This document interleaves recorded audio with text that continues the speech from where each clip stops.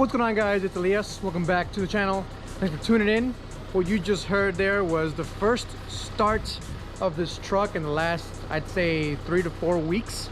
That's right, we're in the middle of that global pandemic that we've all been dealing with, so we haven't been able to drive the trucks or cars around that much, and unfortunately cars don't do so well. So today I decided to take the truck out for a drive. We got some things to talk about, mainly how has this truck been in the last 25,000 miles. It's maybe almost getting closer to 30,000 miles, but I want to let you guys know what's going on with it, what's been good, what's been bad, the highlights, the negatives, and so on. So let's go ahead and take a little drive and let's have a chat.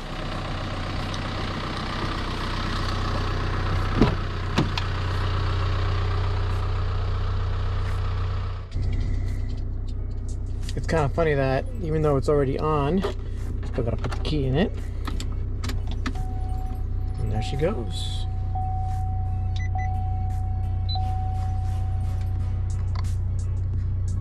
So it's been 26,000 miles since I've owned the truck, and it's been about a year and a few months, a little bit more than a year since I bought it.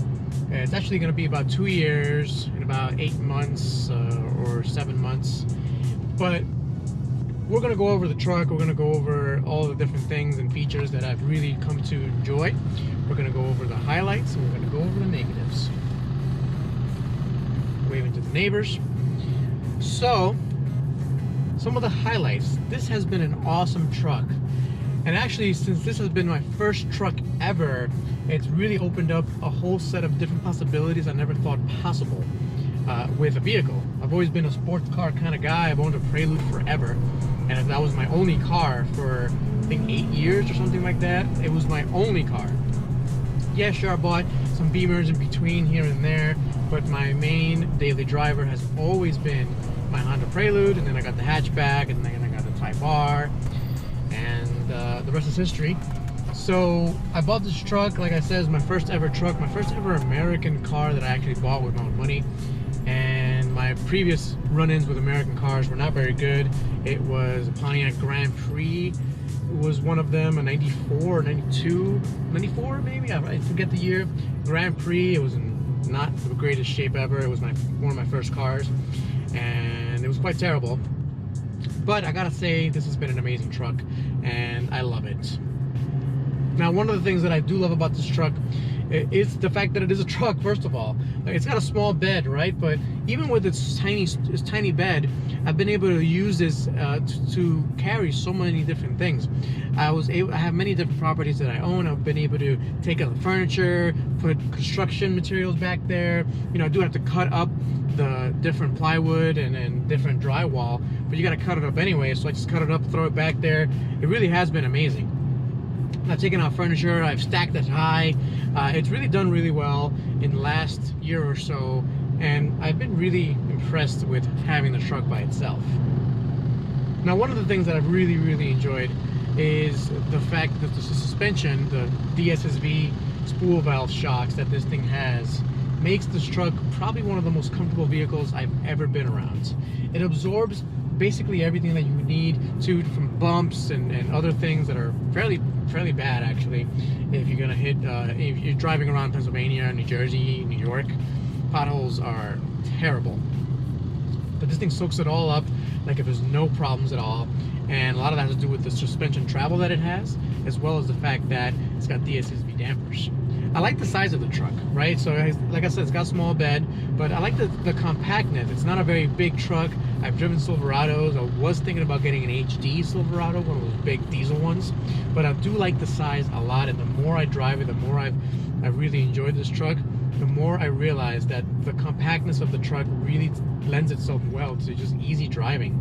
So you don't have to hunt the lane as much as you do with other trucks. You have way more space to move around within the lane. It's more nimble, it's easier to park.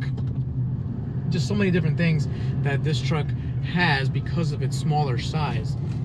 Now, its duties as my daily driver Now, I gotta admit, I don't really have a use for a daily driver per se. I don't necessarily drive to work every day. I work from home for the most part, but I do go to the airport, I do travel. I do have to travel to different offices for my job. I'm a director of operations for an accounting firm, and that's a national group. So I do have to go to the airport, and I've taken this truck a lot to the airport, and I consider that to be kind of a commute, kind of a daily drive type of thing. And it's been a very good truck for that. The comfort levels, the seats, everything in this truck is made to be comfortable. I do love the Android Auto equipment, the actual navigation and everything that has to do with the infotainment system. I see absolutely no problem with it. In fact, I think it's one of the best infotainment systems out there. It's an awesome integration with your Android. I've tried it with the Apple as well. I have an older work phone that's an Apple, and it seems to work well with that too. Way better than the Honda, the Type R. That thing sucks in terms of its infotainment. The Chevrolet system works much better, and until recently BMW didn't even have Android Auto. I don't think it still does. You have to pay for the Apple CarPlay. Toyota has issues. Chevrolet has done a really good job with getting the Android Auto and Apple CarPlay integration, so good job on Chevrolet for that. So on top of that, so the truck has been really good. Usually when you buy a truck, you don't really care too much about the miles per gallon, or the you know, how far of a you go on a gallon.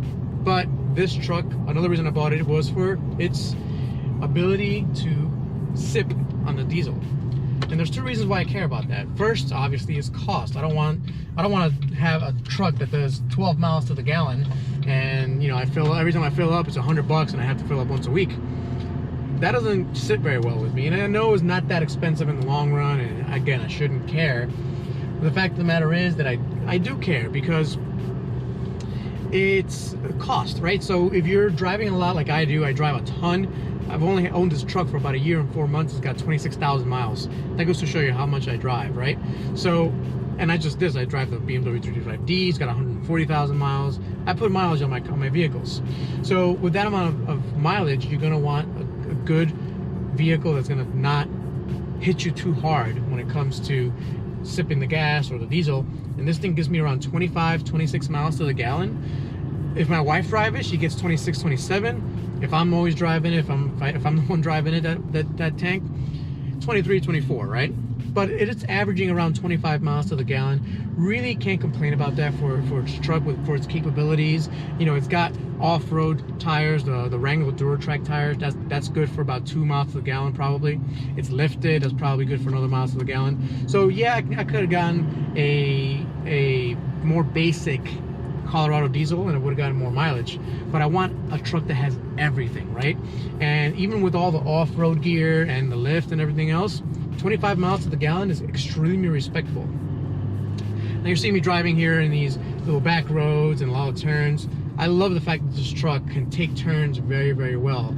Again, the tires on this are not meant to be driven like this, but even with these tires, you could tell that the truck is actually very flat on the curves, but then it absorbs bumps very well. Again, it's that DSSV technology. They made it really well with this off-road truck. It's the only truck that I know has the dynamic spool valve technology that this does, and I love it for it. So now that we're talking about the suspension, off-road, have I taken it off-road? The answer is yes. Unfortunately, it has not been enough. I have 21 acres where I live, so my house has a lot of off-road areas where I have to take the truck in. And honestly, I've taken the truck in there to load up material, to put wood in there. Nothing that's really, you know, nothing that I really want to share on video. I mean, if you guys are interested in watching me do that, head over to the Modern Outdoor Living channel, where I'm starting to share a lot of those things that I do. I have a skid steer, a Kubota skid steer, so you guys can go watch that there on my second channel. But you know, this truck has done really well. I think I almost got it stuck once, but all I had to do was go ahead and flip on the rear differential, and then flipped on the front differential, locked everything up, came out no issues at all. Now that goes to show you, I mean, in the snow, this thing's unstoppable. There's no problems at all in the snow. I have never had a problem in the snow. It's so dependable that my wife takes it. Every time there's a hint of snow, or if there's gonna be a bad rainstorm or something like that, she doesn't even ask me for the truck anymore. She just takes it. She's like, hey, I'm taking the truck. Okay, thanks, bye.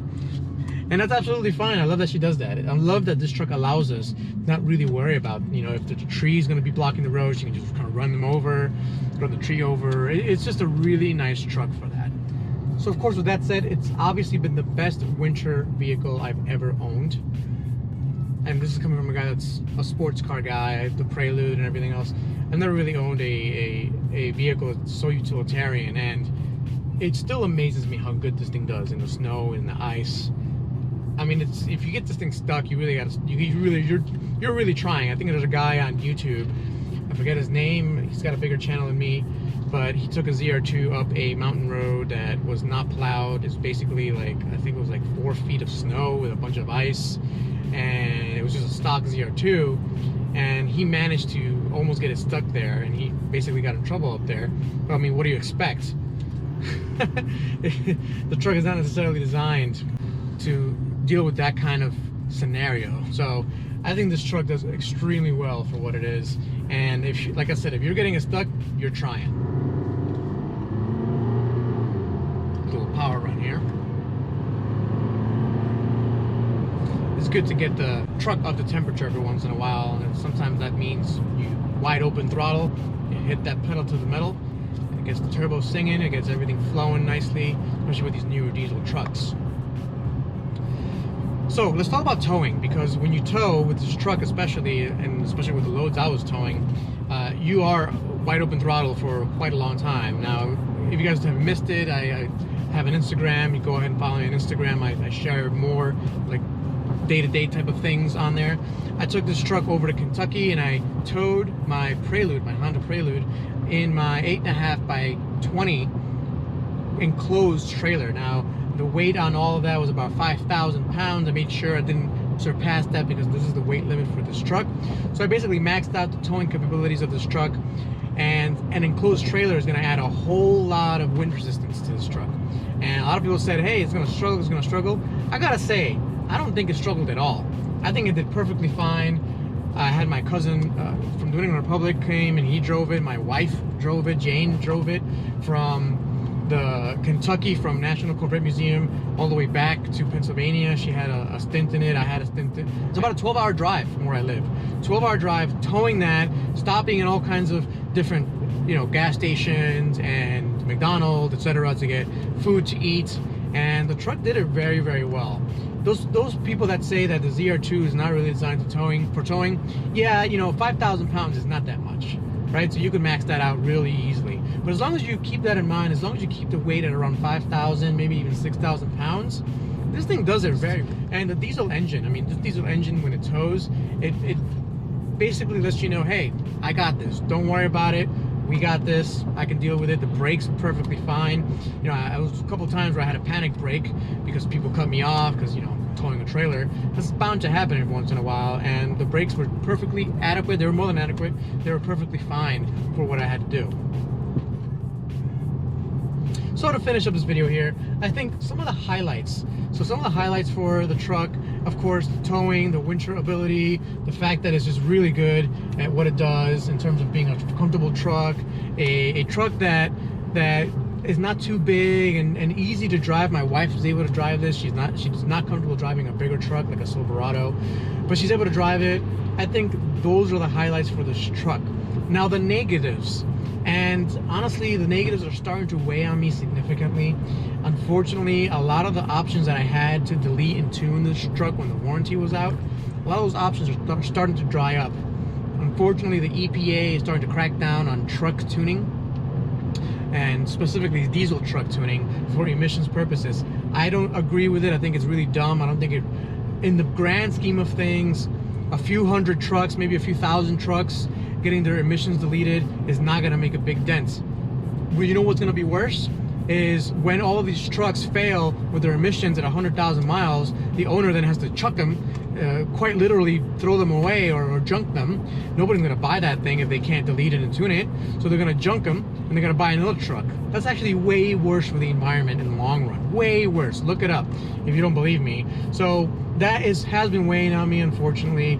If I were to keep the truck very, very long term, which would be my desire at this point, I love this truck, I would have to delete and tune it, and if those options dry up, I just don't see a long-term solution to keep this truck. So those are some just food for thought, my 25,000 mile update on this truck. Again, if you guys have any questions, any comments, if you guys disagree with anything I said, let me know down below. I'm happy to chat with you guys. I love interacting with you guys. You guys are the best. And thanks for watching, guys. I'll catch you next time. Peace out.